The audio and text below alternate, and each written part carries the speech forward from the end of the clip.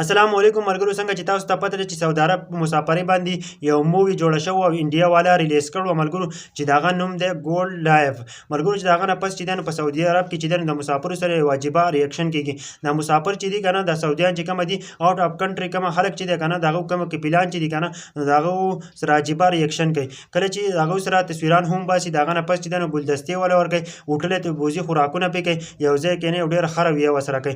ملګرو هغه دنیا ته اوس ښایي چې که نه چې موږ د مسافرو سره زیاتی نه کوو. آوټ اف کنټري چې کومه پسنجر راغلي دي که نه زموږ سره کار کوي، نو موږ د هغوی سره بالکل زیاتی نه کوو. ملګرو دا کپیلان چې دي نو اوس د هغه مسافرو سره زیاتی بالکل نه کوي او هغه سره ډېره نرمه رویه کوي. خو ملګرو بل طرف ته دا خبره هم چلېږي وایي که نه سعودي عرب کومه حکومت چې دی نو هغه غواړي که نه چې دا مووي بنده شي. دا مووي نه ده، دا بینډ کړي او دا ختمه کړي، ځکه چې دا مووي چې ده نو ډېره زیاته وایرل شوې ده او د سعودي په مسافرۍ ده. وایي دا 100% ریل ده، ځکه دا زیاته خلکو چې کتلې ده نو د سعودي عرب خلکو ډېره زیاته کتلې ده دا مووي، ځکه چې د هغو سره داسې کېږي که نه.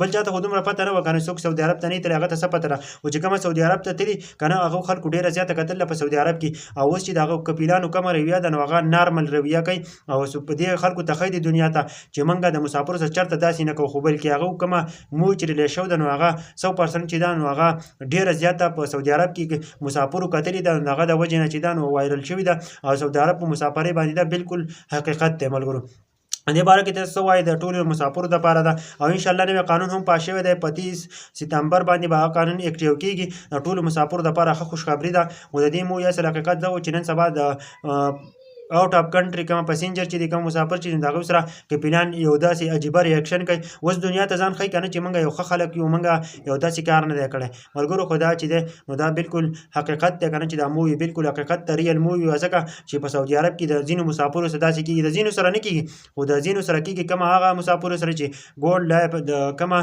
د بزو ژوند چې کله چې په غر کې وي که نه هغه بزې ساتي، د هغو سره کومه مزدوري چې وي نو هغه ډېره زیاته ګرانه وي. که تاسو سوچ وکړئ د بزو چې کومه خصمانه وي که نه او سلې کې بزې نه وي، ډېرې زیاتې بزې وي، نو هغه باندې ډېر زیات تکلیف وي که نه. او د هغه لپاره یو کس وي. نو دا ویډیو ورسره د نورو ملګرو سره هم ضرور شریک